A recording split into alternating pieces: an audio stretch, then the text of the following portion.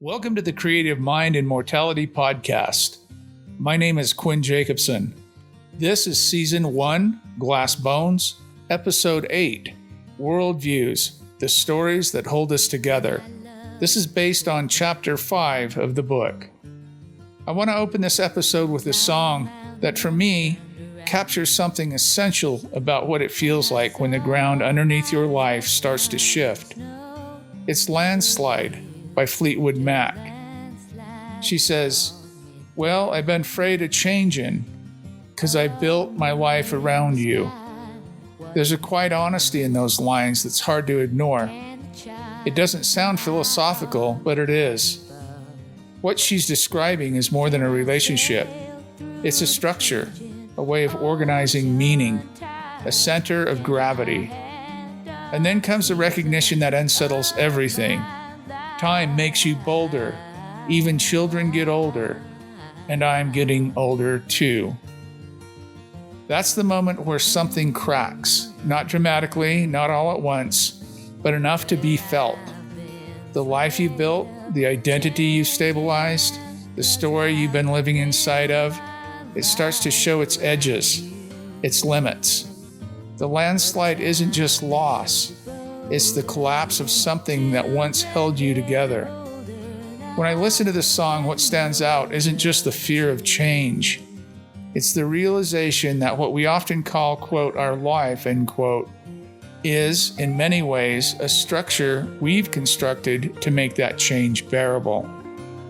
We build around people, beliefs, roles, and identities, not arbitrarily, but because they give us coherence.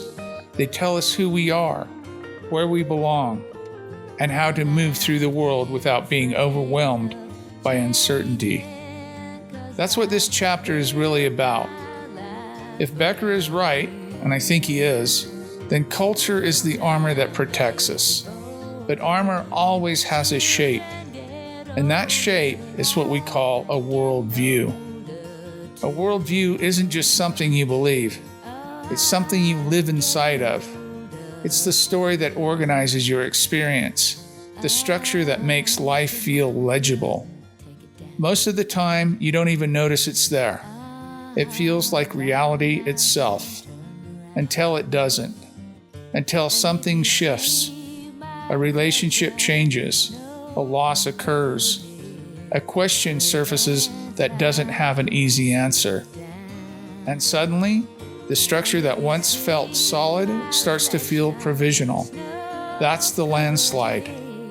So in this episode, I want to look closely at those structures, what they are, how they function, and why we defend them with such intensity when they're threatened. Because once you begin to see worldviews for what they are, not as truth in any absolute sense, but as stabilizing systems, the next question becomes unavoidable. What happens when they start to break? But before we do that, let's listen to a minute or two of Landslide by Fleetwood Mac. And I turned around, and I saw my reflection in snow-covered hills, till the landslide brought me down. Oh, mirror in the sky, what is love? Can the child within my heart rise above? Can I sail through the changing ocean tides? Can I handle the seasons of my life?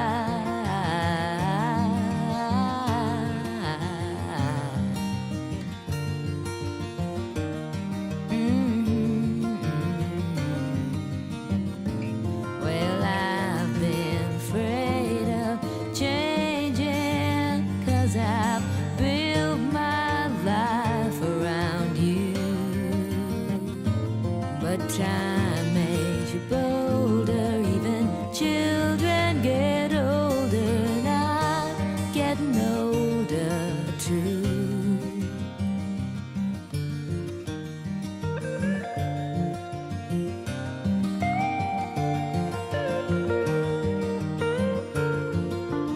There's a reason that song doesn't age.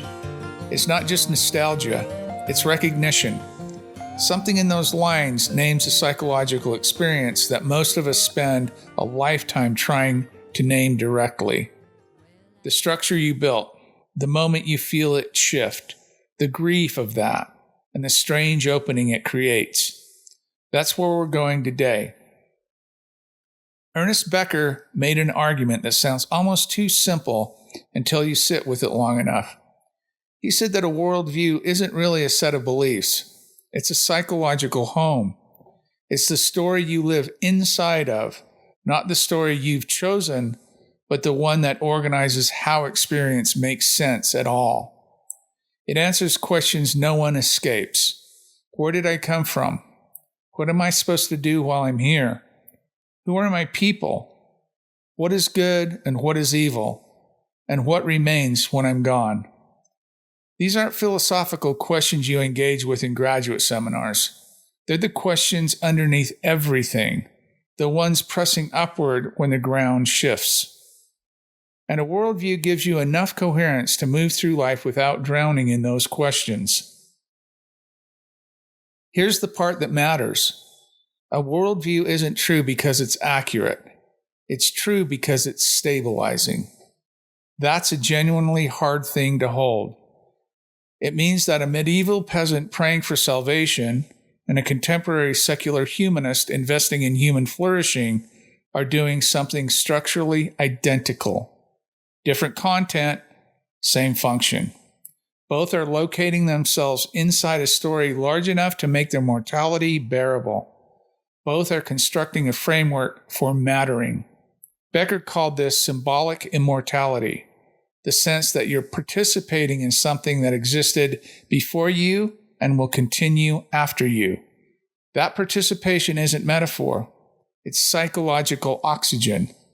When you feel yourself inside a story that extends beyond your own lifespan, the terror of impermanence becomes, if not manageable, at least livable.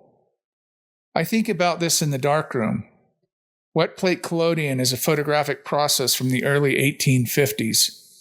When I pour collodion onto a glass or metal plate and work within that narrow window before it dries, I'm not just making a photograph.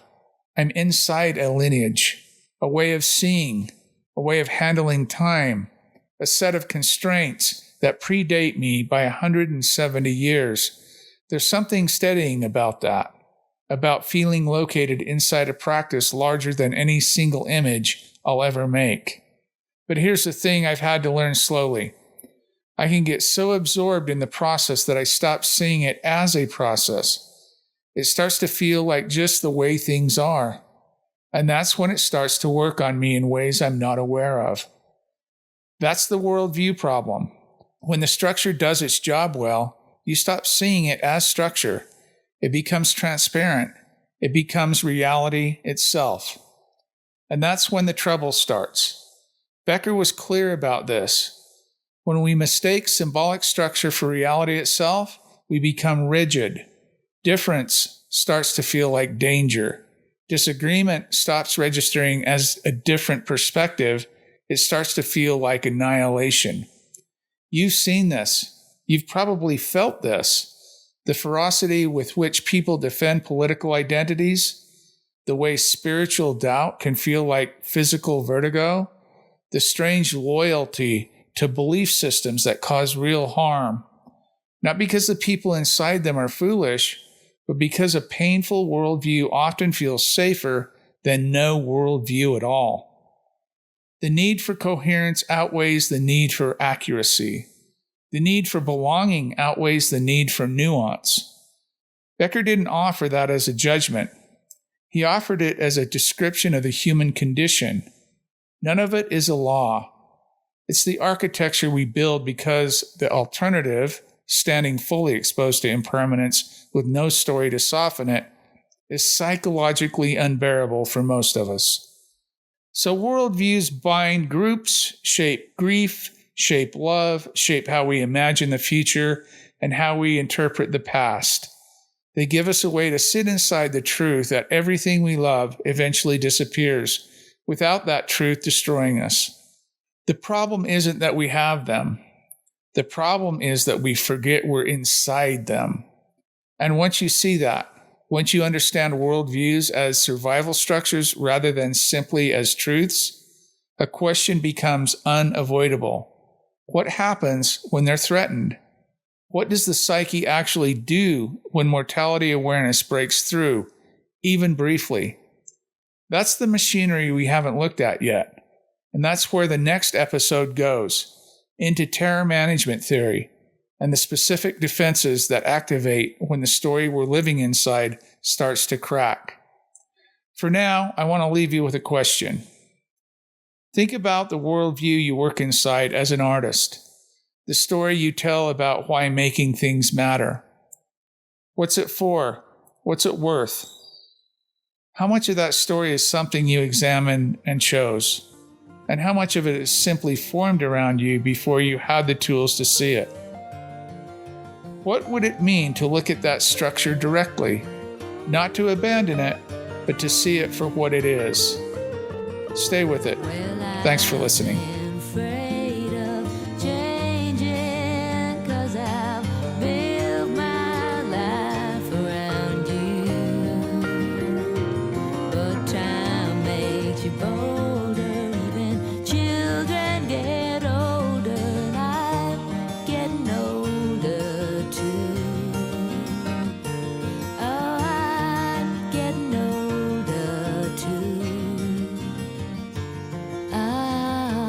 Take my love, take it down. Climb a mountain and turn around. And if you see my reflection in the snow,